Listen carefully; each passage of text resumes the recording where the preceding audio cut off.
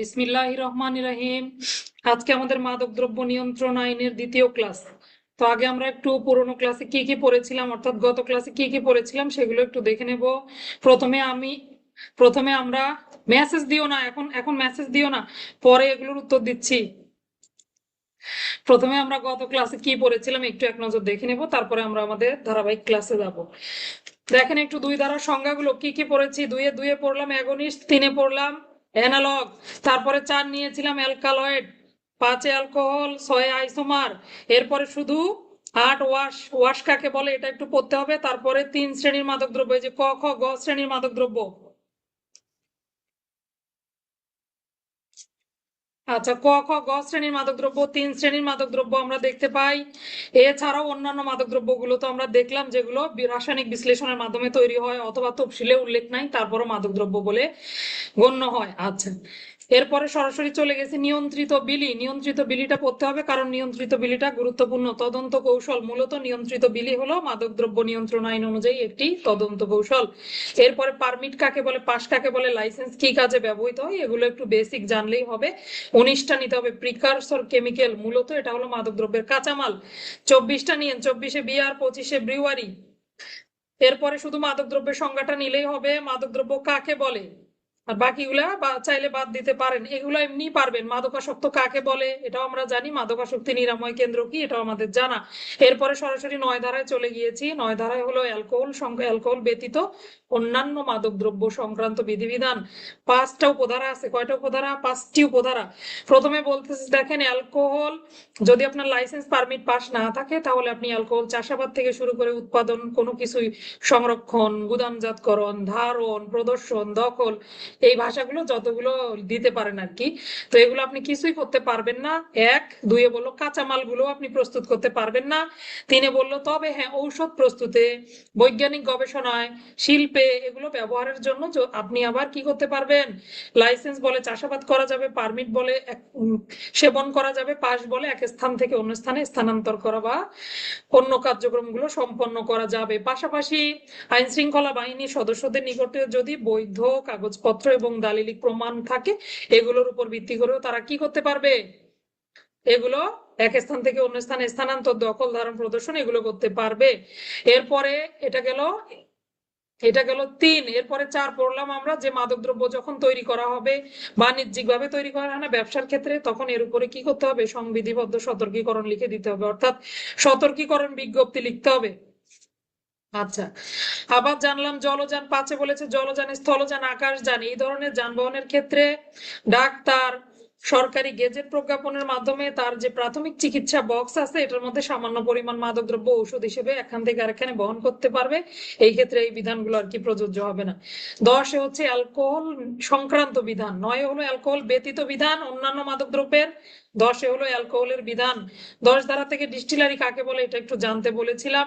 9-এ যেভাবে আইন শৃঙ্খলা বাহিনীদের সদস্যদের ক্ষেত্রে এক্সেপশন আছে, একইভাবে 10 ধারাতেও অ্যালকোহল উৎপাদন, সংরক্ষণ, গুদামজাতকরণ সংক্রান্তে 10-এ 2-এ আইন শৃঙ্খলা বাহিনীর সদস্যদের ক্ষেত্রে ব্যতিক্রম রয়েছে, তাই না? তাদের কাগজপত্র যদি থাকে তারা কি করতে পারবে, এগুলো সব কাজ করতে পারবে, অর্থাৎ শুধু সেবন বাদে বাকি সবগুলো পারবে বা প্রয়োগ বাদে।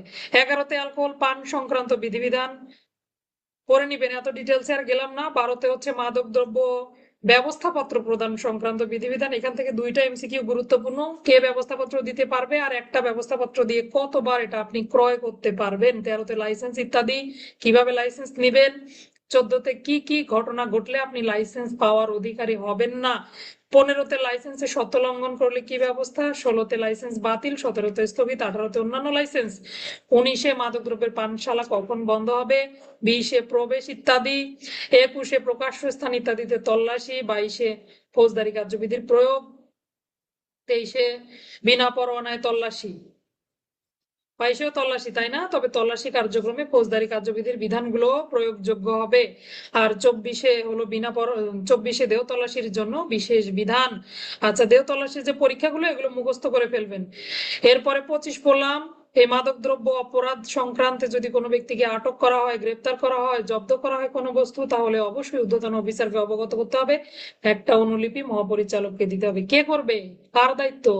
তদন্তকারী কর্মকর্তা, গ্রেপ্তারকারী কর্মকর্তা, যার কাঁধে দায়িত্ব তিনি এগুলো করবেন। একটা লিখিত প্রতিবেদন দিবেন ঊর্ধ্বতন অফিসারকে, পাশাপাশি অনুলিপি পাঠাবেন মহাপরিচালকের নিকটে। আচ্ছা, আশা করি বুঝতে পারলাম। এই পর্যন্ত রিভিশন ছিল। আমরা এখন আমাদের পরের অংশটাতে যাব। 26 ধারাটা দেখেন, গুরুত্বপূর্ণ। এগুলো সব দেখেন বাজেয়াপ্তর কথা লেখা আছে, একা একা পড়লে বুঝবেন না। 26-এ বলা আছে বাজেয়াপ্ত যোগ্য, মানে কি কি বাজেয়াপ্ত করা যায়। আমি যে কথাগুলো বলি আলাদা করার জন্য, এগুলো একটু বাম দিকে লিখে রাখবেন, ধারার বামে। তাহলে 26-এ হলো আপনি কি কি বাজেয়াপ্ত করতে পারবেন। 27-এ হলো বাজেয়াপ্ত যে করবেন এটার পদ্ধতি কি। 28-এ হলো বাজেয়াপ্ত যোগ্য মাদক দ্রব্যের নিষ্পত্তি হবে কিভাবে। আর 29-এ হলো যদি মানুষও আটক করেন, মানে ব্যক্তি এবং মাদক দুটোই যদি একত্রে আটক করেন, সেক্ষেত্রে মালামাল সম্পর্কে বা ব্যক্তি সম্পর্কে কি বিধান অনুসরণ করতে হবে। এই হলো 29 পর্যন্ত বাজেয়াপ্তের বিভিন্ন বাজেয়াপ্তি বা বিভিন্ন ব্যবস্থা। তাহলে দেখবো একটু ধারাগুলো কেন আলাদা বা কি কি আছে। 26 ধারা দেখেন, 26-এ বলেছে যদি কোনো মাদকদ্রব্য নিয়ন্ত্রণ আইনের অধীনে অপরাধ সংগঠন হয়, আপনি মাদকদ্রব্যের কোনো অপরাধ সংগঠন হতে দেখলেন, সেক্ষেত্রে এই মাদকদ্রব্যের সাথে যে জব্দ করা হলো অর্থ, মাদকদ্রব্যের সাথে অন্য যে কোনো বস্তু, অর্থ, সাজ সরঞ্জাম, যন্ত্রপাতি, আধারপাত্র, মোড়ক যানবাহন, সবকিছু, মানে সবকিছু যা আছে সবকিছু বাজেয়াপ্ত যোগ্য হবে। তাহলে একটু লিখে রাখি, 26-এর 1 সব বাজেয়াপ্ত।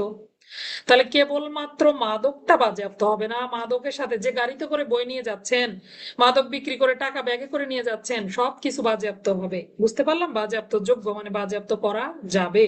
তাহলে 26-এর 1-এ হলো মাদকদ্রব্য অপরাধ সংগঠিত হলে মাদকদ্রব্যের সাথে জড়িত সকল কিছু বাজেয়াপ্ত যোগ্য হবে। 26-এর 2, মাদকদ্রব্য বৈধ আছে, কিছু মাদকদ্রব্য রয়েছে বৈধ আইনানুগ, আপনার লাইসেন্স আছে, আবার কিছু আছে অবৈধ। তো অবৈধটা বাজেয়াপ্ত হবে না? অবৈধ বাজেয়াপ্ত করতে গিয়ে বৈধটাও বাজেয়াপ্ত হয়ে যাবে। তাহলে যদি মাদকদ্রব্য অপরাধ সংগঠনের সময় বাজেয়াপ্ত করা হয় কোনো বাজেয়াপ্ত যোগ্য মাদকদ্রব্যের সাথে কোনো বৈধ মাদকদ্রব্য পাওয়া যায়, সেটাও বাজেয়াপ্ত যোগ্য হবে। তাহলে ওই যে খারাপের সাথে মিশলে খারাপ হয়ে যায়, কথায় আছে না? তো অবৈধ যদি পায় সেটার সাথে বৈধটা থাকে, সেটাও বাজেয়াপ্ত হবে। 26-এর 2। 26-এর 3-এ বলেছে গাড়ি যদি সরকারি গাড়ি হয়, কোনো সংবিধিবদ্ধ সংস্থার গাড়ি হয়, এই গাড়িটাও বাজেয়াপ্ত যোগ্য হবে। যখন মামলা রুজু করবেন, মামলা রুজুকারী থানার ভারপ্রাপ্ত কর্মকর্তা বা মামলা রুজুকারী অফিসার অবশ্যই এই যানবাহনটা কি করবেন? জব্দ করবেন। পাশাপাশি যেহেতু এটা সরকারি গাড়ি, আটক রাখা খুব, আটক রাখলে কি হবে? ডিউটিতে ব্যাঘাত ঘটতে পারে। কত কাজে লাগে গাড়ি, তাই না? গাড়ি তো পাওয়াই যায় না। এই যে গাড়িটা কোনটা কি না, তাহলে এই যে গাড়ি কি করতে পারবে? গাড়িটাও বাজেয়াপ্ত করতে পারবে। পাশাপাশি এফআইআর এ উল্লেখপূর্বক যে ব্যক্তির গাড়ি ছিল তাকে আবার এটা ফেরতও দিয়ে দিতে পারবে। বুঝতে পারলাম ঘটনাটা? প্রথমত মাদকদ্রব্য ব্যবহারের কাজে বা বিক্রয়ের কাজে বা মনে করেন যে কোনো কাজে গাড়িটা নিয়ে যাচ্ছিল, ওসি স্যারের গাড়ি, ড্রাইভার মাদক নিয়ে গেছে গাড়িতে করে, ওসি স্যার জানেই না, হতে পারে না? তো এরকম যখন সরকারি সংস্থার গাড়ি বাজেয়াপ্ত করা হবে, বাজেয়াপ্ত করা যাবে। পাশাপাশি বাজেয়াপ্ত করার পর মামলা রুজুকারী অফিসার যদি দেখেছে না এটা জনস্বার্থ সংশ্লিষ্ট গাড়ি, এটা ফেরত দেওয়া উচিত, তখন এটা আবার যে অফিসার নিয়ন্ত্রণকারী তার জিম্মায় দিবে, রাইট, তার জিম্মায় দিয়ে দিবে। পাশাপাশি এই বিষয়টা আবার এজাহারে উল্লেখ করে রাখবে যে অমুকের জিম্মায় গাড়ি জব্দ হয়েছিল, আবার সেটা অমুক অফিসারের জিম্মায় দেওয়া হলো। এবার আসেন আদালতের আদেশ ক্রমে এই মাদক দ্রব্যগুলো ধ্বংস সাধন করা যাবে বা বিলিবন্দেজ করা যাবে। তাহলে জব্দকৃত মাদকদ্রব্য এখতিয়ারাধীন আদালতের আদেশ ক্রমে বাজেয়াপ্ত করা যাবে। 4টা ছোট ছোট পয়েন্ট পড়লাম আমরা 26-এর 1, 2, 3, 4। 1-এ সবকিছু বাজেয়াপ্ত। 2, বৈধটার সঙ্গে অবৈধর সঙ্গে যদি বৈধ মাদকদ্রব্য থাকে সেটাও বাজেয়াপ্ত। 3, গাড়ি বাজেয়াপ্ত। 4, আদালতের আদেশ ক্রমে কি করা যাবে? এই মাদকদ্রব্যগুলো ধ্বংস সাধন করা যাবে। বুঝতে পারছি 4টা বিষয়। 27 ধারায় চলে যাব, বাজেয়াপ্তকরণের পদ্ধতি। তাহলে আসেন কিভাবে বাজেয়াপ্ত করবে এটা একটু দেখি।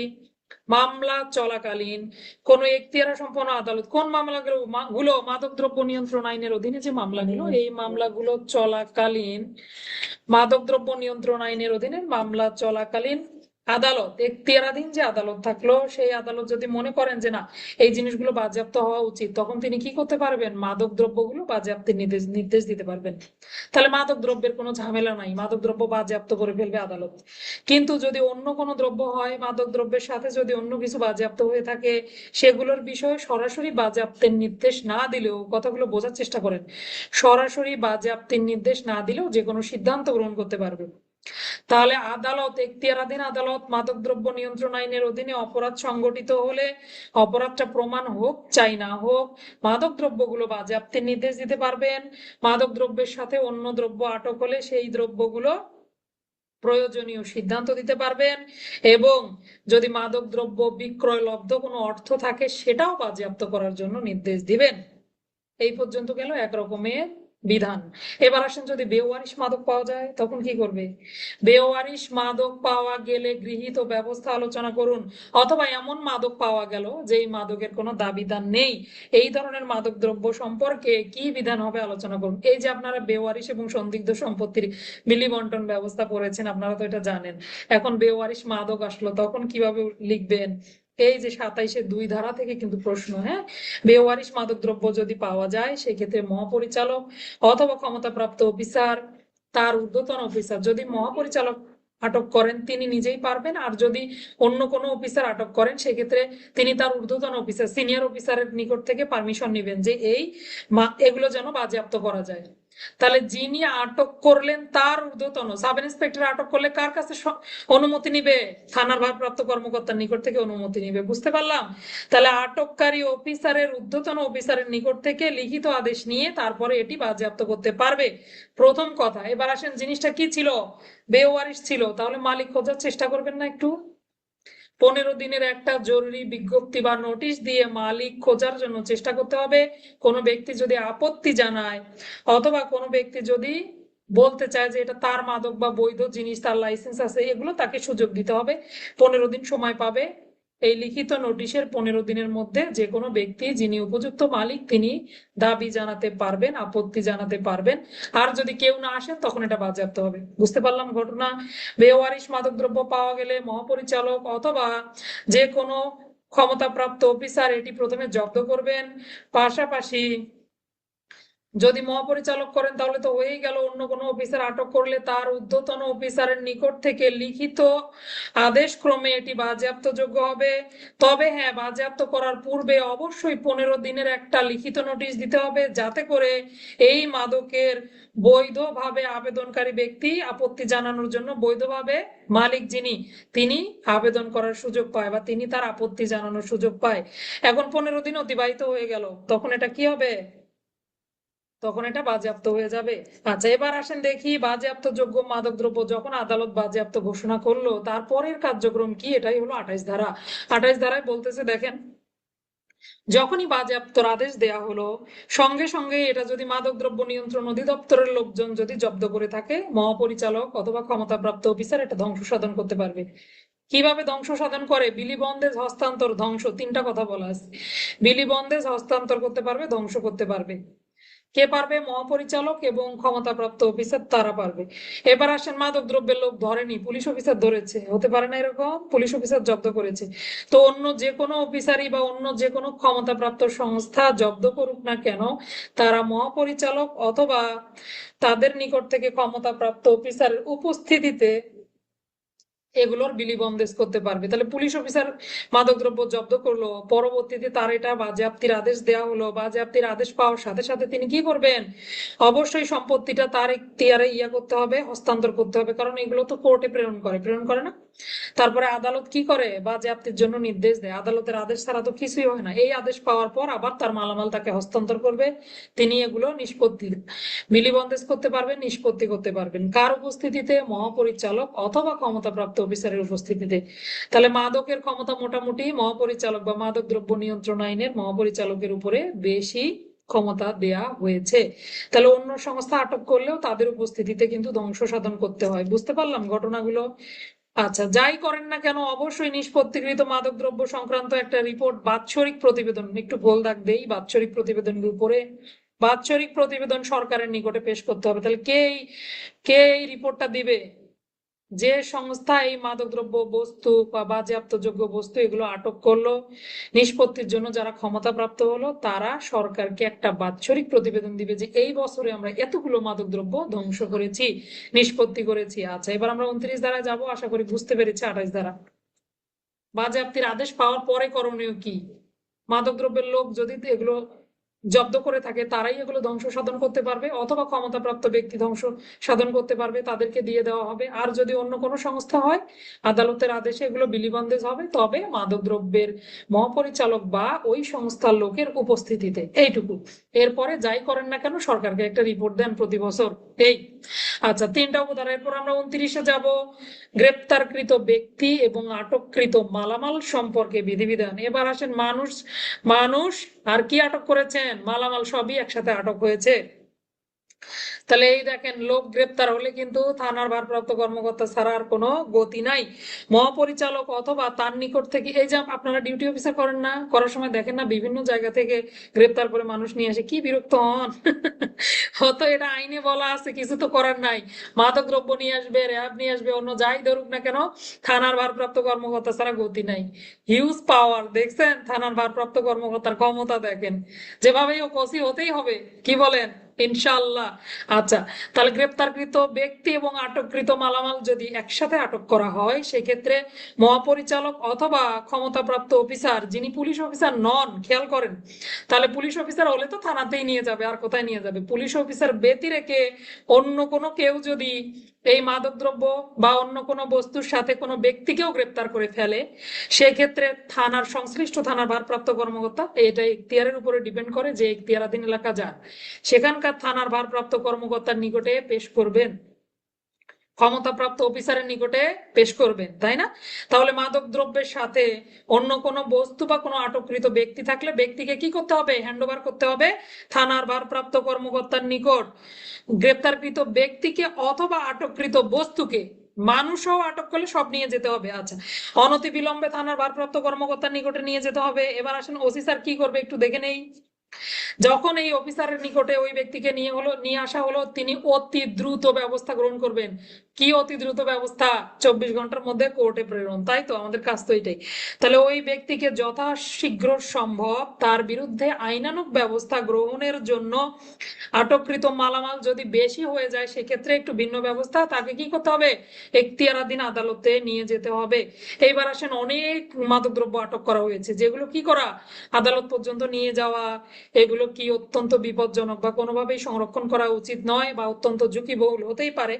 তো এরকম যদি হয়, তাহলে আদালত বরাবর একটা অ্যাপ্লিকেশন দিতে হবে যে মহামান্য আদালত, এরকম এরকম ব্যক্তি আটক হয়েছে, তার সঙ্গে 200 লিটারের মদ পাওয়া গেছে, এগুলো আছে। তখন আদালত আপনাকে বলবে যে ঠিক আছে, তাহলে একটা স্যাম্পল রেখে বাকিগুলো আপনি ধ্বংস করে দেন। এখতিয়ারাধীন আদালতের অনুমতিক্রমে মাদকদ্রব্য অথবা মালামালের যথোপযুক্ত নমুনা সংগ্রহপূর্বক, প্রমাণ সংরক্ষণ পূর্বক, বিধি দ্বারা নির্ধারিত পদ্ধতিতে আদালত কি করবেন? এগুলো বিলিবন্দেজ করা যাবে। বিলিবন্দেজ মানে হলো ধ্বংস বা অন্য পরবর্তী যে ব্যবস্থা সেটা। কিন্তু আপনি যে বিলিবন্দেজ করলেন, এটা আবার কোর্টকে অবগত করতে হবে, ম্যাজিস্ট্রেটকে অথবা ট্রাইব্যুনালকে, যাই বলেন না কেন, আদালতকে এটা অবগত করতে হবে। তাহলে বুঝতে পারলাম ঘটনা কি হলো। কোনো ব্যক্তি সহ যদি সবকিছু আটক হয়, এবং সেটা যদি মহাপরিচালক ব্যতীত, মহাপরিচালক বা পুলিশ অফিসার ব্যতীত অন্য কোনো সংস্থা যদি এগুলো করে, মহাপরিচালক করলেও, মাদকদ্রব্য করলেও, তারা কি করবে? থানার ভারপ্রাপ্ত কর্মকর্তার কাছে নিয়ে যাবে। থানার ভারপ্রাপ্ত কর্মকর্তা ওই ব্যক্তিকে হেফাজতে গ্রহণ করবেন। যদি অনেক মাদকদ্রব্য, হিউজ পরিমাণে মাদকদ্রব্য এগুলো নিয়ে যাওয়া হয়, তাহলে তিনি কোর্ট বরাবর একটা আবেদন লিখবেন এবং আদালতের অনুমোদন সাপেক্ষে নমুনা বা প্রমাণ সংরক্ষণ পূর্বক বাদ বাকিগুলোর বিলিবন্দেজ করা যাবে। কিন্তু আপনি যে আবার সত্যি সত্যি বিলিবন্দেজ করলেন, এটা আবার কাকে জানাতে হবে? অবশ্যই আদালতকে জানাতে হবে। আর বিলিবন্দেজের সময় অবশ্যই কি করতে হবে? মহাপরিচালক বা ওখানকার লোকদের উপস্থিতিতে কার্যক্রম সম্পন্ন করতে হবে। আপনারা অনেক সময় ভিডিও দেখে থাকেন, লিটারকে লিটার মদ, অন্যান্য মাদক দ্রব্যগুলো একদম রোলার দিয়ে পিষে ধ্বংস করে না? এগুলো আদালতের আদেশে করে।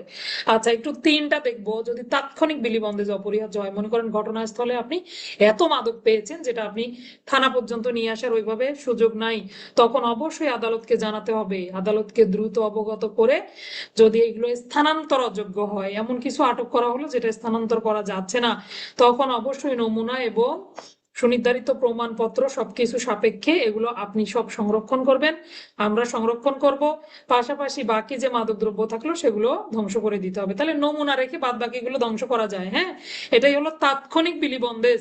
আগেরটা হলো এমনি বিলিবন্দেজ স্বাভাবিক প্রক্রিয়ায়, পরেরটা হলো তাৎক্ষণিক বিলিবন্দেজ। বুঝতে পারলাম, ইমিডিয়েট অ্যাকশন। আচ্ছা, 30টা দেখবো একটু। মহাপরিচালকের ক্ষমতা। যিনি মাদকদ্রব্য নিয়ন্ত্রণ আইনের মহাপরিচালক, মাদকদ্রব্য নিয়ন্ত্রণ অধিদপ্তরের মহাপরিচালক, কারেকশন, তাহলে তিনি কি হবেন? থানার ভারপ্রাপ্ত কর্মকর্তার অনুরূপ ক্ষমতা প্রয়োগের অধিকারী হবেন। তাহলে মাদকদ্রব্য নিয়ন্ত্রণ অধিদপ্তরের মহাপরিচালক ইকুয়াল টু থানার ভারপ্রাপ্ত কর্মকর্তা। কখন? কেবলমাত্র এই মাদকদ্রব্য নিয়ন্ত্রণ আইনের অপরাধগুলোর ক্ষেত্রে। বুঝতে পারলাম, ওসির ক্ষমতা যেমন ওনার ক্ষমতাও তেমনই থাকবে, তবে সরকার গেজেট প্রজ্ঞাপন দ্বারা অন্য কোনো অফিসারকেও এই তদন্ত এরকম ক্ষমতা দিতে পারবে। পরের অংশটুকু লাগবে না, শুধু জানলেই হবে যে তার ক্ষমতা কার সমমান। আচ্ছা, 31-এ যাব। তদন্ত। খেয়াল করি, তদন্ত আগে পড়েছি না? তদন্ত তো এমনি মুখস্থ হয়ে যাওয়ার কথা। অস্ত্র আইনের অধীনে তদন্ত পড়েছিলাম 30-এর খ, মনে নাই? নারী শিশু নির্যাতন দমন আইনে তদন্ত পড়েছিলাম 18, বহু তদন্ত পড়ে আসছি আমরা। একটু খেয়াল করব, মাদকদ্রব্য নিয়ন্ত্রণ আইনের তদন্ত 31-এ 6টা উপধারা রয়েছে। কয়টি উপধারা? 6টি উপধারা। প্রথমে দেখবো উপধারা 1। মাদকদ্রব্য নিয়ন্ত্রণ আইনের অধীনে যদি তদন্ত অনুষ্ঠিত হয়, অবশ্যই অপরাধী ব্যক্তি হাতে নাতে ধৃত হলে 30 কার্য দিবসের মধ্যে তদন্ত সম্পন্ন করতে হবে। 30 হাতে নাতে ধৃত হলে ফৌজদারি কার্যবিধিতে যাই থাকুক না কেন, এদিকে আপনার দেখার দরকার নাই, যেহেতু মাদকদ্রব্য তদন্তের সময়সীমা দেয়া হলো, এটা কিন্তু প্রথমেই বলে নিছে তারা। হ্যাঁ, তাহলে আসেন, হাতে নাতে ধৃত হলে 30 কার্য দিবস, হাতে নাতে ধৃত না হলে 60 কার্য দিবস, কিছু ধৃত কিছু পলাতক, তখন কি হবে? তখনও 60 কার্য দিবস। ব্যতিক্রমী একটা তদন্ত, তাই না? 3টা তদন্তের সময়সীমা প্রথমেই। তাহলে একে মাদকদ্রব্য নিয়ন্ত্রণ আইনের 31-এর 1-এর ক, খ, গ, 30, 60, 60, 30, 60, 60 এভাবে মনে রাখার চেষ্টা করবেন। তাহলে প্রথমে হাতে নাতে ধৃত হলে 30 কার্য দিবস, ধৃত হলে 30 কার্য দিবস, না হলে 60, কিছু ধৃত কিছু পলাতক হলেও 60। আচ্ছা, 2 উপধারায় যাব। 2, এর মধ্যে তদন্ত সম্পন্ন করতে পারলেন না, আরো আপনাকে দয়া করে 15 দিন সময় দিতে পারবে আদালত। 3জন ব্যক্তির কথা বলা আছে, মানে 3জনের ক্ষমতা এখানে। একটা হলো মহাপরিচালক অথবা নিয়ন্ত্রণকারী কর্মকর্তা। নিয়ন্ত্রণকারী কর্মকর্তা এখন যিনি, যে অফিসের নিয়ন্ত্রণকারী কর্মকর্তা তিনি, পাশাপাশি এখতিয়ারাধীন আদালত। দেখেন, একটু পড়লে বুঝতে পারবেন। তাহলে নিয়ন্ত্রণকারী কর্মকর্তা, মহাপরিচালক, আদালত, তাদেরকে জানাতে হবে, তা আরো অতিরিক্ত 15 কার্য দিবসের মধ্যে তদন্ত সম্পন্ন করা যাবে। আচ্ছা, এই হলো 2-এর কার্যক্রম। তাহলে 31-এর 1 বুঝছি না? 3টা উপধারা, 30, 60, 60। 2-এ দেখলাম কি আরো অতিরিক্ত, এর মধ্যে যদি না পারেন তাহলে আরো অতিরিক্ত 15 কার্য দিবস সময় পাবো। বা এরপরে আসি 3। 3-এ বলেছে এর মধ্যেও যদি, মানে 2-এ উল্লিখিত সময়ের মধ্যেও যদি তদন্ত সমাপ্ত করা না যায়, তাহলে কেন তদন্ত সমাপ্ত করতে পারলাম না? 24 ঘন্টার মধ্যে আমাকে একটা লিখিত রিপোর্ট দিতে হবে। আমাকে দিয়েই বলি, আপনাদেরকে বললে মন খারাপ হয়।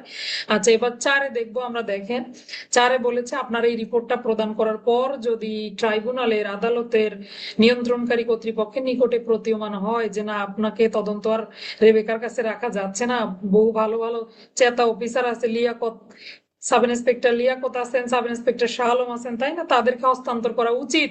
তাহলে কি করতে পারবে? তদন্তকারী কর্মকর্তা পরিবর্তন করে দিতে পারবে। বুঝতে পারলাম। তাহলে যদি 3-এ যে রিপোর্টটা দিল, এই রিপোর্টের উপর ভিত্তি করে যদি মনে হয় যে না, তদন্তকারী কর্মকর্তা পরিবর্তন করা প্রয়োজন, তাহলে তদন্তকারী কর্মকর্তা পরিবর্তন করতে পারবে। 4-এ এবার আসেন 4-এর ক। দ্বিতীয় তদন্তকারী কর্মকর্তা নিযুক্ত হলেন। এই দ্বিতীয় তদন্তকারী কর্মকর্তা কি করতে পারবেন? অভিযুক্ত ব্যক্তি হাতে নাতে ধৃত হলে এইবার আগের টাইম গুলো সব অর্ধেক করে ফেলবেন। আগে ছিল কি 30, 60, তাই না? এবার হবে 15, 30, এভাবে। অন্যান্য ক্ষেত্রে বলেছে দেখেন, মানে বাকি 2টা ক্ষেত্রে 30, 15, 30 এইরকম সময়ের মধ্যে তদন্ত তিনি, কার্য দিবস কিন্তু সব কি কার্য দিবস, এই কার্য দিবসের মধ্যে তদন্ত সমাপ্ত করবেন। এবার আসেন, এখনো তদন্ত হলো না, এইবার কি হবে? আবার 24 ঘন্টা সময় পেল দ্বিতীয় তদন্তকারী কর্মকর্তাও, 24 ঘন্টার মধ্যে একটা রিপোর্ট দিল। যেভাবেই রিপোর্ট দিক না কেন, 2 এবং 4-এ উল্লেখিত যে অতিরিক্ত সময়, খেয়াল করেন কথাগুলো, 2 এবং 4-এ উল্লেখিত যে অতিরিক্ত সময়, এর মধ্যে যদি তদন্ত সমাপ্ত করতে না পারার কারণটা তারা দিল, এই কারণটা বিচার বিশ্লেষণ করে মনে হয় যে তদন্তকারী কর্মকর্তাই দায়ী, তিনি গাফিলতি করেছেন, তাহলে তার বিরুদ্ধে বিভাগীয় ব্যবস্থা নেওয়া যাবে, বার্ষিক গোপনীয় প্রতিবেদন লেখা যাবে, অসদাচরণ বলে গণ্য হবে। এই তো, এগুলো তো সব কমন কথা, তাই না? তাহলে বুঝতে পারলাম কিভাবে পড়বো তদন্তের সময়সীমা। 1-এ 3টা তদন্তের সময়সীমা রয়েছে, 30, 60, 60। এরপরে 2-এ আরো একটু দিল, বাড়িয়ে দিল, 15 কার্য দিবস সময় বৃদ্ধি করলো। 3-এ বলেছে 24 ঘন্টার মধ্যে রিপোর্ট দিল। 4-এ নতুন তদন্তকারী কর্মকর্তা নিযুক্ত হলেন। 4-এর আবার ক খ আছে, তিনি প্রথমে হাতে নাতে ধৃত হলে 15 কার্য দিবস সময় পেলেন, হাতে নাতে ধৃত না হলে 30 কার্য দিবস সময় পেলেন। 5-এ বলতেছে এর মধ্যে তদন্ত সমাপ্ত করতে না পারলে 24 ঘন্টায় রিপোর্ট দিবেন। 6-এ বলতেছে অসদাচরণ, অদক্ষতা এবং চাকরির খতিয়ানি লিপিবদ্ধ হবে। বার্ষিক গোপনীয় যে প্রতিবেদন সেটাতেও লিখে দিবে, কত জায়গায় লেখে তারা। এবার আসেন মামলা হস্তান্তর দেখবো আমরা। 32 ধারায় মামলা হস্তান্তর করা যায়। নর্মালি তো তদন্তকারী কর্মকর্তা পরিবর্তন করতে পারেই, আমরা তদন্তের বিধানে পড়লাম 31 ধারায়। পাশাপাশি তদন্তকারী কর্মকর্তার কোনোই দোষ নাই, কিন্তু তারপর কি করতে পারবে, মহাপরিচালক যদি চায় যে স্পেসিফিক কোনো অফিসারকে দিয়ে তদন্ত করাবেন, তাহলে তিনি এই বিষয়ে চিঠি লিখতে পারবেন। লিখিতভাবে মহাপরিচালক যদি অনুরোধ করেন যে এই মামলার তদন্তকারী কর্মকর্তা পরিবর্তন করে দেন, তাহলে তদন্ত কার্য হস্তান্তর করতে হবে বা অন্য কোনো অফিসারকে দিয়ে দিতে হবে। তো যেভাবেই তদন্ত হস্তান্তর করা হোক না কেন, যিনি নতুন তদন্তকারী কর্মকর্তা নিযুক্ত হলেন, তিনি পূর্ববর্তী তদন্তকারী কর্মকর্তার পরবর্তী ধারাবাহিকতা অনুসরণ করতে পারবেন। অর্থাৎ উনি যেখানে রেখে গেছেন সেখান থেকে মামলা তদন্ত শুরু হবে। অথবা যদি চান যে না আমি নতুন করে তদন্ত করব, সেটাও পারবেন, শুরু থেকেই তদন্ত করতে পারবেন। এই হলো মামলা হস্তান্তর। বোঝা যাচ্ছে না কথাগুলো? স্পিড বেশি হয়ে গেছে কথা না? আচ্ছা, এরপরে আসেন দেখি ব্যাংকের হিসাব নিরীক্ষা নিষ্ক্রিয়করণ। কি করতেছি আমরা? তদন্ত করতেছি। তদন্ত করতে গিয়ে দেখা গেল লিয়াকত নামক ব্যক্তি মাদক দ্রব্যের ব্যবসা, অবৈধ নেশা জাতীয় দ্রব্যের ব্যবসা তো করেই, পাশাপাশি ব্যাংক ব্যালেন্সের অভাব নাই। ওই যে সুইস ব্যাংকেও টাকা জমাইছে, আর কোন কোন ব্যাংকে কি করেছে, টাকা পয়সা জমিয়ে ফেলেছে। তো যখনই আপনারা মানি লন্ডারিং প্রতিরোধ আইন 2012 পড়বেন, আপনারা দেখবেন এখানে সম্পৃক্ত অপরাধ, প্রেডিকেট অফেন্সের একটা সুন্দর সংজ্ঞা দেয়া আছে যে সবগুলো অপরাধ সম্পৃক্ত অপরাধ হতে পারে। অর্থাৎ টাকা পয়সা লন্ডারিং করা, এগুলো যদি কোনো অপরাধ থেকে সৃষ্ট হয়, সেই অপরাধগুলোকে বলা হয় সম্পৃক্ত অপরাধ। হ্যাঁ, তালবস্য 2-এর তালবস্য হয়ে আছে সংজ্ঞা। তো যদি মাদকদ্রব্য রিলেটেড, মাদকদ্রব্যের যে অপরাধগুলো, এগুলোকেও কিন্তু কি বলা হয়, সম্পৃক্ত অপরাধ বলা হয়। তো আমরা কি দেখলাম, লিয়াকত ভাইয়া কি করেছে, মাদকদ্রব্যের ব্যবসার ফলে অর্জিত সম্পত্তি ব্যাংকে জমা করেছে, তাই না? তাহলে মোটামুটি মানি লন্ডারিং এরও অপরাধ হলো, আবার এদিকে মাদকদ্রব্যেরও অপরাধ হলো। এই যে তদন্তকারী কর্মকর্তা যিনি তদন্ত করছিলেন, তিনি তদন্ত করাকালীন যদি জানতে পারেন, অথবা মহাপরিচালক যেই তদন্ত করুক না কেন, তারা যদি জানতে পারেন যে কোনো ব্যক্তি মাদক দ্রব্য বা অবৈধ নেশা জাতীয় দ্রব্যের ব্যবসার মাধ্যমে অর্জিত সম্পত্তি ব্যাংকে গচ্ছিত রেখেছেন, তখন কি কি করতে পারবেন দেখেন। তার ব্যাংকের হিসাব, আয়কর, সম্পদের কর, ব্যাংকের হিসাব, আয়কর, সম্পদের কর, এই সকল রেকর্ড পত্র যাচাই বাছাই করতে পারবেন, পরীক্ষা নিরীক্ষা করতে পারবেন, এবং মানি লন্ডারিং আইন অনুযায়ী ওই ব্যক্তির বিরুদ্ধে ব্যবস্থাও গ্রহণ করতে পারবেন। আয়কর, সম্পদের কর, ব্যাংকের হিসাব, এগুলো পরীক্ষা নিরীক্ষা করতে পারবেন, এবং নিষ্ক্রিয়করণ, ওই যে মানি লন্ডারিং এর বিরুদ্ধে মানি লন্ডারিং আইন অনুযায়ী ব্যবস্থা নিতে পারবেন। আচ্ছা, আসেন আরেকটু দেখি 2-এ কি বললো। এটা হলো 33-এর 1। 33-এর 2-এ আবার বললো যে তদন্তকারী কর্মকর্তা কেবলমাত্র মাদক দ্রব্যের ক্ষমতাগুলোই পাবে না, মাদক দ্রব্য নিয়ন্ত্রণ আইন অনুযায়ী যে ক্ষমতাগুলো দেয়া হলো শুধু এগুলোই পাবে না, পাশাপাশি মানি লন্ডারিং আইনে যে যে ক্ষমতাগুলো দেয়া আছে এই ক্ষমতাগুলো তিনি প্রয়োগ করতে পারবেন। এই যে অবৈধ নেশা জাতীয় দ্রব্যের মাধ্যমে অর্জিত যে অর্থ, এই অর্থগুলো তিনি কি করতে পারবেন, পরবর্তী মানি লন্ডারিং আইন অনুযায়ী বাকি ব্যবস্থা নিতে পারবেন। মাদকদ্রব্য তো চলবেই, পাশাপাশি মানি লন্ডারিং আইনে যে যে ক্ষমতাগুলো দেওয়া হলো এই ক্ষমতাগুলো তিনি প্রয়োগ করতে পারবেন। আচ্ছা, আর কি করতে পারবেন, প্রয়োজনে সংশ্লিষ্ট তদন্তকারী কর্মকর্তা কারণ লিপিবদ্ধ করে সকল রেকর্ড পত্র, তার ব্যাংকের যে রেকর্ড পত্র, এগুলো যাচাই বাছাই করলো, আমরা দেখলাম যাচাই বাছাই শেষ, এখন এই হিসাবগুলো নিষ্ক্রিয় করে দিতে পারবে, ফ্রিজ করে দিতে পারবে, ফ্রিজিং অ্যান্ড স্ক্রুটিনাইজিং করতে পারবে। যাচাই বাছাইয়ের অনুমতি প্রদানের জন্য আদালতকে লিখবেন, চিঠি লিখবেন, আদালতের নিকটে অনুমতির আবেদন করবেন। আচ্ছা, তাহলে বুঝতে পারলাম, সম্পত্তি ফ্রিজ করে দিবে, আপনার টাকা যেখানে ছিল সেখানেই থাকবে, 1 টাকাও তুলতে পারবেন না, কাউকে দিতে পারবেন না। আবার আপনার সম্পদের যাচাই বাছাইয়ের জন্য চিঠি লিখতে পারবে আদালতে। কি রে কি আব্দুল সালাম ভাইয়া, আপনার ব্যবস্থা নিচ্ছি, ক্লাসে শেষে দাঁড়ান। আচ্ছা, এরপরে 4-এ দেখবো। আমার ছাত্ররা এত দুষ্ট, ক্লাসে আসে না ঠিক মতো, আর খালি উল্টো বলে। আচ্ছা, উপধারা 3 দেখি, আপনার জন্য আমার ক্লাসের মনোযোগ ছুটে গেছে। 4 উপধারাটা দেখবো আমরা। উপধারা 4-এ কি বললো? আপনি কি তদন্তকারী কর্মকর্তা হিসেবে আবেদন করলেন, তাই না? আদালতে আবেদন করলেন কিসের জন্য? রেবেকা নামক মাদক পাচারকারী ব্যক্তির বিরুদ্ধে কি করার জন্য? তার সম্পত্তি ফ্রিজ করার জন্য আবেদন করলেন। তো আবেদন করার সাথে আমার সম্পদ ফ্রিজ হবে? আমাকে একটু শুনানি সুযোগ দিবে না? আমার আপত্তি শুনবে না? এটাই বলেছে 4-এ, যে যখনই 3 উপধারা অনুযায়ী আবেদন করবেন, এই আবেদনের জন্য আদালত সংশ্লিষ্ট ব্যক্তিকে যুক্তিসঙ্গত সময় দিয়ে কি করবেন? যাচাই বাছাইয়ের অনুমতি প্রদান করবেন। আমার ওজোর আপত্তিও শুনবেন। শোনার পরে যদি দেখেন আমার এগুলো ধোপে টিকতেছে না, তখন এই অনুমতিটা পারমিশন দিয়ে দিবে, যে ঠিক আছে তার সম্পদ ফ্রিজ করা হোক। তবে হ্যাঁ, এই যে ব্যাংকের যে হিসাব নিরীক্ষা নিষ্ক্রিয়করণ, এটা আবার সুনির্ধারিত সময় পর্যন্ত। আবার এই সংশ্লিষ্ট কর্তৃপক্ষকে আবার অনুলিপি পাঠাতে হবে। ব্যাংকে একটা চিঠি পাঠাবে, কর কর্তৃপক্ষকে চিঠি দিবে যে আপনি এই ব্যক্তির সম্পদ কি করতে পারবেন না, এক স্থান থেকে অন্য স্থানে যেন তিনি স্থানান্তর করতে না পারে, নিজেও যেন তুলতে না পারে। এগুলো আবার এই আদালতের অনুলিপিটা ব্যাংক, কর এবং সংশ্লিষ্ট কর্তৃপক্ষের নিকটে অনুলিপি প্রেরণ করতে হবে। আদেশ দিবে না, আদেশের কপিটা সব জায়গায় পাঠিয়ে দিবে। আচ্ছা, এবার আসেন, যে অফিসার এভাবে অনুমতি পেলেন, হিসাবগুলো যাচাই বাছাইয়ের জন্য তো ফ্রিজ করে রাখা হলো, তাই না? এই অনুমতিপ্রাপ্ত অফিসার পরীক্ষা নিরীক্ষার অগ্রগতির ফলাফল সম্পর্কে আদালতকে টাইম টু টাইম আবার জানাতে থাকবে, যে আপাতত এই পরীক্ষা নিরীক্ষা করা হয়েছে, সম্পদের এই অবস্থা, বা এই যাচাই বাছাই করে এই অপরাধের প্রমাণ পাওয়া গেল। তাহলে মোটামুটি বুঝলাম। এই ধারাটার বাম দিকে ট্রিপল স্টার দিয়ে রাখেন, খুবই গুরুত্বপূর্ণ ধারা। বুঝতে পারছেন? আসছিল এটা পরীক্ষা। তাহলে আরেকবার একটু দেখি 5টা উপধারায় কি কি পড়লাম। প্রথমে জানলাম যে কোনো ব্যক্তি তিনি যদি মাদক দ্রব্যের ব্যবসার ফলে কোনো সম্পদ অর্জন করে সেটা ব্যাংকে গচ্ছিত রাখেন, যিনি তদন্তকারী কর্মকর্তা তিনি ব্যাংকের এই হিসাব নিকাশ, এই কর, তার সম্পদের কর, ব্যাংকের কর, এগুলো সব কি করতে পারবে? পরীক্ষা নিরীক্ষা বা যাচাই বাছাই করার জন্য ক্ষমতা প্রাপ্ত হবেন। আচ্ছা, এগুলো যদি তিনি দেখেন যে তার টাকা পয়সা মাদকের মাধ্যমে অর্জিত হয়েছে, তখন এই অপরাধটা সম্পৃক্ত অপরাধ বলে গণ্য হবে। পাশাপাশি এই তদন্তকারী কর্মকর্তা মানি লন্ডারিং আইনের তদন্তকারী কর্মকর্তা বলে বিবেচিত হবেন, মানে 2 আইনেই তিনি ব্যবস্থা নিতে পারবেন। এবার আসেন, এই সম্পদ কি করা যাবে? ফ্রিজ করা যাবে এবং যাচাই বাছাইয়ের জন্য আদালতে আবেদন করা যাবে। আদালত আবেদন পাওয়ার পর ওই ব্যক্তিকে শুনানি অন্তে এই ব্যাংকের হিসাব নিরীক্ষা এগুলো নিষ্ক্রিয় করার জন্য অনুমতি দিয়ে দিবে বা আদেশ দিয়ে দিবে। এই আদেশের অনুলিপিগুলো আবার ব্যাংক কর্তৃপক্ষ, কর কর্তৃপক্ষকে প্রেরণ করতে হবে। আর যিনি এই যাচাই বাছাইয়ের জন্য আবেদন করলেন সেই তদন্তকারী কর্মকর্তা সময়ে সময়ে আদালতকে এই বিষয়ের আপডেট জানাতে থাকবে। বুঝতে পারলাম? এই ছিল 5 উপধারা। এবার আসেন সম্পত্তি হস্তান্তর নিষিদ্ধ। দেখি একটু সম্পত্তি কখন হস্তান্তর নিষিদ্ধ করে। কোনো মাদক দ্রব্য অপরাধের তদন্তকালে যদি তদন্তকারী অফিসারের মনে হয় যে না, এই ব্যক্তি অপরাধের মাধ্যমেই সম্পত্তি উপার্জন করেছে এবং যতদিন না আমার তদন্ত সম্পন্ন হয় ততদিন পর্যন্ত এই সম্পত্তি বিক্রি করা, বন্ধক রাখা, হস্তান্তর করা এগুলো কোনো কিছুই করা যাবে না বা উচিত নয়, তখন তিনি এগুলো নিষিদ্ধ করার আদেশের জন্য আদালতের নিকটে আবেদন করতে পারবেন। প্রথমে কি করছিল? ফ্রিজ করে দিছিল, এবার আর কাউকে হস্তান্তর করতে পারবে না।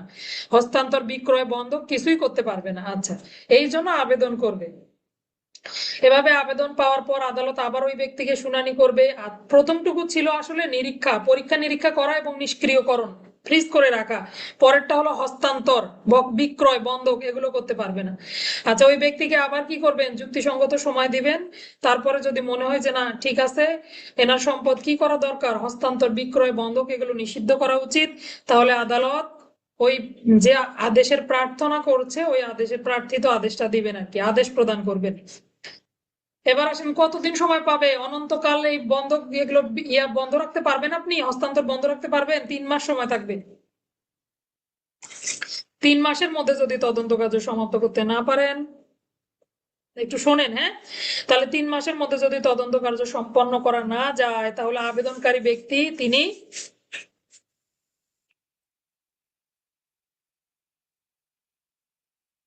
পরবর্তীতে আদালত ওই ব্যক্তিকে শুনানির জন্য ডাকবে। 3 মাসের মধ্যে যদি সমাপ্ত করা না যায় তখন আবার তার সম্পদ তাকে এই আদেশটা আবার কিন্তু তুলে নিতে পারবে। আবেদনকারী ব্যক্তিকে শুনানির সুযোগ দিয়ে আবেদন সম্পর্কে সাময়িক আদেশ জারি করতে পারবেন। অর্থাৎ 3 মাসের বেশি সময় পাবে না, বুঝতে পারলেন? 3 মাসের মধ্যেই কি করতে হবে, এই তদন্তটা শেষ করতে হবে। কি তদন্ত করছেন এখন? মাদকদ্রব্যের তদন্ত কিন্তু না, এখন আপনি তার সম্পদ আসলে মানি লন্ডারিং এর সঙ্গে জড়িত কিনা এই তদন্তটা করছেন।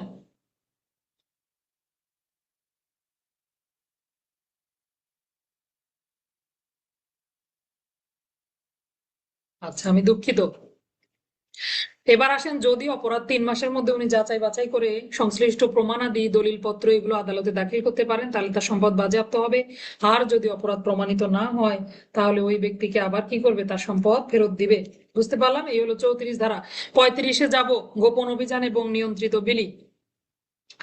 এটাও খুবই কিন্তু গুরুত্বপূর্ণ। গোপন অভিযান এবং নিয়ন্ত্রিত বিলি 2-15-তে যে পড়েছিলেন কন্ট্রোল ডেলিভারি, ওইটা কিন্তু আমরা পড়ি সংজ্ঞা, তাই না?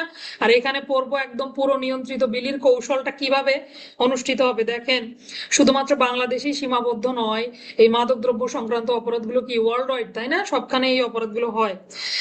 প্রথমে বলেছে, বাংলাদেশ যদি কোনো বিদেশি রাষ্ট্রের সাথে স্বাক্ষরিত চুক্তি এবং সমঝোতা স্মারক সাপেক্ষে বাংলাদেশ সরকার কি করতে পারবে, এই মাদকদ্রব্য অপরাধগুলো নির্মূলের জন্য নিয়ন্ত্রিত বিলির লিখিত অনুমোদন দিতে পারবে।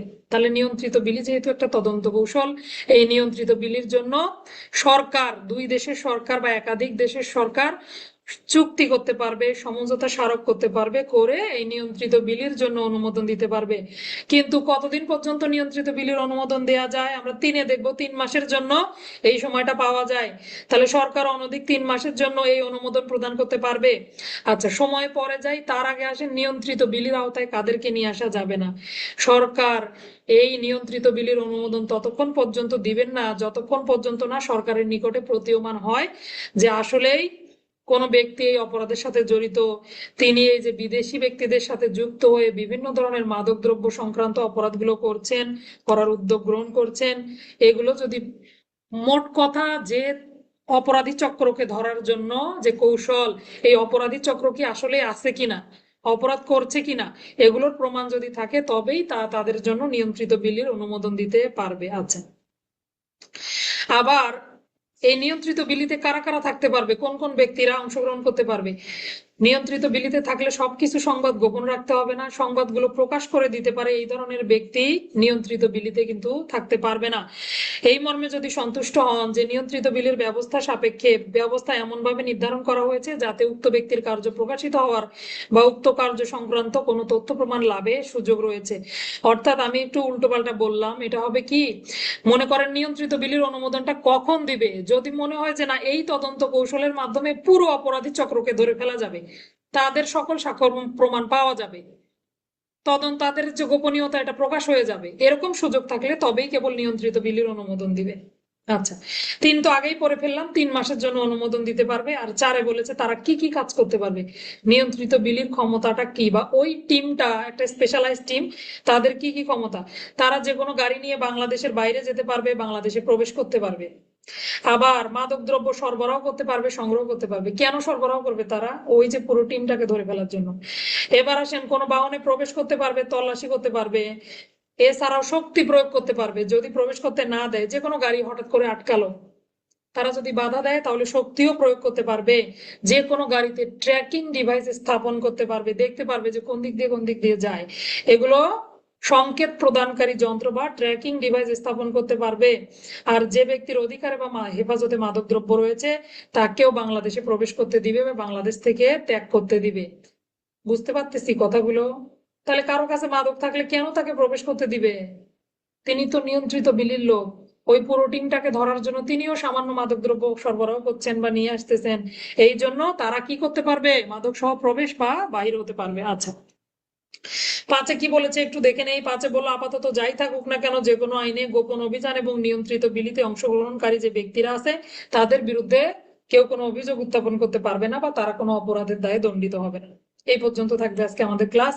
36 সারণীটা আমরা ইনশাল্লাহ আগামী ক্লাসে 36 সারণী থেকে শুরু করে আরেকটা ক্লাস হলে শেষ হয়ে যাবে আমাদের। হ্যাঁ, আসেন একটু দেখি আমরা কি কি পড়লাম। সর্বপ্রথম পড়েছি 26 ধারা। 26 ধারায় হলো বাজেয়াপ্ত। কি কি বাজেয়াপ্ত হবে? মাদকদ্রব্য নিয়ন্ত্রণ আইনের অধীনে যদি অপরাধ সংঘটিত হয়, অপরাধের সাথে যা যা পাওয়া যাবে, অর্থ, যন্ত্রপাতি, সাজ সরঞ্জাম, আধার, পাত্র, মোড়ক, যানবাহন, সব কিছু বাজেয়াপ্তযোগ্য হবে।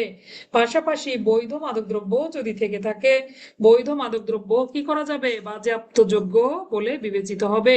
কোনো সরকারি বা সংবিধিবদ্ধ সংস্থার গাড়িতে যদি মাদকদ্রব্য পরিবহন করা হয়, সেক্ষেত্রে ওই গাড়িটিও বাজেয়াপ্ত করা যাবে। মামলা রুজুকারী অফিসার এই গাড়িটি আবার পুনরায় সংবিধিবদ্ধ সংস্থাকে ফেরত দিতে পারবেন, তবে এজাহারে বিষয়টি আবার উল্লেখ করতে হবে। এজাহারে বিষয়টি উল্লেখপূর্বক এটা ফেরত দিবেন। 4-এ বলেছে জব্দকৃত মাদকদ্রব্যগুলো আদালতের আদেশে ধ্বংসযোগ্য হবে বা বাজেয়াপ্ত করা যাবে। এই পদ্ধতিটা 4-এর লেজটাই হলো 27 ধারা। কিভাবে ধ্বংস হবে? মাদকদ্রব্য হলে আদালত কি করতে পারবে?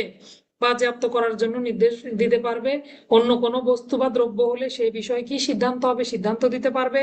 মাদকদ্রব্য বিক্রয় লব্ধ যদি অর্থ হয়, অর্থটাও বাজেয়াপ্ত করা যাবে। আর বেওয়ারিশ মাদকদ্রব্য পাওয়া গেলে মহাপরিচালক অথবা যে ব্যক্তি আটক করলেন তার ঊর্ধ্বতন অফিসারের অনুমোদন সাপেক্ষে এগুলো কি করা যাবে? বাজেয়াপ্ত করা যাবে। আর যদি বেওয়ারিশ মাদক হয়, মালিক পাওয়া না যায়, 15 দিনের একটা লিখিত নোটিশ দিয়ে আপত্তি বা দাবি জানানোর সুযোগ জানিয়ে তারপর এটা বাজেয়াপ্ত করা হবে। 28-এ বাজেয়াপ্ত করার আদেশ পাওয়ার পর করণীয়। আদেশ পাওয়ার পর যদি এটা মাদকদ্রব্য নিয়ন্ত্রণ আইনের অধিদপ্তরের লোকজন যদি এটা আটক করে থাকে, তারা এগুলো মহাপরিচালকের উপস্থিতিতে ধ্বংস সাধন করতে পারবে, বিলি বন্দেজ হস্তান্তর করতে পারবে। আর যদি অন্য কোনো সংস্থা আটক করে থাকে, তারা আদালতের আদেশে মহাপরিচালকের উপস্থিতিতে এগুলোর বিলি বন্দেজ করতে পারবে। আর যাই করুক না কেন, বাৎসরিক একটা রিপোর্ট সরকারকে প্রদান করতে হবে। 29-এ আটককৃত ব্যক্তি এবং বস্তু সম্পর্কে বিধান। যদি গ্রেপ্তারকৃত ব্যক্তি এবং বস্তু একত্রে আটক হয়, তাহলে এখতিয়ারাধীন এলাকার থানার ভারপ্রাপ্ত কর্মকর্তার নিকটে প্রেরণ করতে হবে। থানার ভারপ্রাপ্ত কর্মকর্তা সংশ্লিষ্ট ব্যক্তিকে 24 ঘন্টার মধ্যে তার বিরুদ্ধে তাকে আদালতে প্রেরণ করবেন, মানে যথাশীঘ্র সম্ভব তার বিরুদ্ধে আইনানুগ ব্যবস্থা গ্রহণ করবেন। তবে হ্যাঁ, যদি মাদকদ্রব্যের পরিমাণ অনেক হয়, সেক্ষেত্রে কি করতে পারবে? এই মাদকদ্রব্যগুলো নমুনা রেখে বাদ বাকিগুলো ধ্বংস করা যাবে, অবশ্যই আদালতের আদেশ ক্রমে, আদালতের অনুমতি সাপেক্ষে। আর তিনি বললো যদি তাৎক্ষণিক বিলি বন্দেজের দরকার হয়, তাহলে তখনও নমুনা রেখে আদালতকে অবগত করে নমুনা রেখে কি করা যাবে? বিলি বন্দেজ করা যাবে। 30-এ মহাপরিচালকের ক্ষমতা। কিভাবে তিনি ক্ষমতা প্রয়োগ করতে পারবেন? ওসির মতো ক্ষমতা প্রয়োগ করতে পারবেন। 31-এ তদন্তের সময়সীমা 15, 60, 30, 60, 60, তারপরে 15 কার্য দিবস, 24 ঘন্টা। তারপরে নতুন তদন্তকারী কর্মকর্তা, 4-এ নতুন তদন্তকারী কর্মকর্তা, আবার 15, আবার 30, আবার 24 ঘন্টা, 6-এ ব্যবস্থা। হ্যাঁ, এরপরে 32 মামলা হস্তান্তর। এভাবে সংক্ষেপে মনে রাখার চেষ্টা করবো। হ্যাঁ, তাই বলে আবার ভাষাগুলো ভুলে গেলে চলবে না।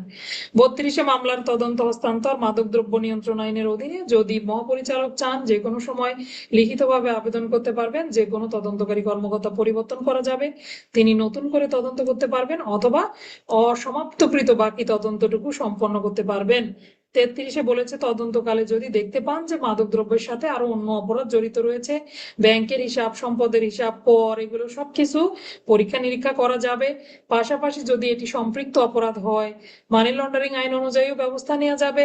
আবার ব্যাংকের হিসাবগুলো ফ্রিজ করা যাবে স্ক্রুটিনাইজিং এর জন্য, যাচাই বাছাইয়ের জন্য আদালতে আবেদন করা যাবে। আদালত ওই ব্যক্তিকে ডেকে নেবেন শুনানি অন্তে, কি করবেন? ফ্রিজ করার জন্য বা এই সম্পদগুলো নিষ্ক্রিয়, ব্যাংকের হিসাবগুলো নিষ্ক্রিয় করার জন্য অনুমোদন দিবেন। পাশাপাশি 34-এ বলেছে বন্ধক হস্তান্তর সবকিছু নিষিদ্ধ। একইভাবে তদন্তকারী কর্মকর্তা এই সম্পদ তদন্তের সুবিধার্থে এই সম্পদ কি করতে পারবে? বন্ধক, বিক্রয়, হস্তান্তর, এগুলোর জন্য আদালত বরাবর যতক্ষণ না তদন্ত সমাপ্ত হয় ততক্ষণ পর্যন্ত আদালত বরাবর আবেদন করতে পারবে যেন এটা নিষেধ করে দেওয়া হয় বা সম্পত্তি হস্তান্তর নিষিদ্ধ করা হয়। আদালত আবার শুনানি করবে, করে যাচাই বাছাই সাপেক্ষে এই আদেশটা প্রদান করবে। তবে হ্যাঁ, 3 মাসের মধ্যে যদি তদন্ত কার্যক্রম সম্পন্ন করা না যায়, আবেদনকারী অফিসার আবেদনের ভিত্তিতে এই সময়, উক্ত সময় অনূর্ধ্ব 3 মাস হলে তিনি পরবর্তীতে আবার একটা আদেশ দিবেন, যদি ওই সংশ্লিষ্ট ব্যক্তির পক্ষে তখন আদেশ দিবেন। উভয় পক্ষকে শুনানির পর আবার নিষ্পত্তি হবে, আবেদনকারী ব্যক্তিকে শুনানি প্রদান করে আবেদন সম্পর্কে সাময়িক আদেশ জারি করবেন। যেহেতু 3 মাসে তদন্ত করা যাচ্ছে না, আপাতত একটা আদেশ দিয়ে দিবেন যে আপনি এত টাকা লিমিট হস্তান্তর করতে পারবেন, এর বেশি পারবেন না, এরকম কিন্তু যে কোনো একটা আদেশ জারি করতে পারবেন। আচ্ছা, এরপরে তিনি বলতেছে যদি মামলা চলাকালীন অভিযোগকারী ব্যক্তি আবার আবেদন করেন, অভিযোগকারী ব্যক্তি যদি আবেদন করেন, অপরাধ যদি প্রমাণিত হয় তার সম্পত্তি বাজেয়াপ্ত হয়ে যাবে। আর যদি অপরাধ প্রমাণিত না হয় তখন উভয় পক্ষকে যুক্তিসঙ্গত শুনানি সুযোগ দান করিয়া প্রয়োজন বোধে, আচ্ছা একটু, হ্যাঁ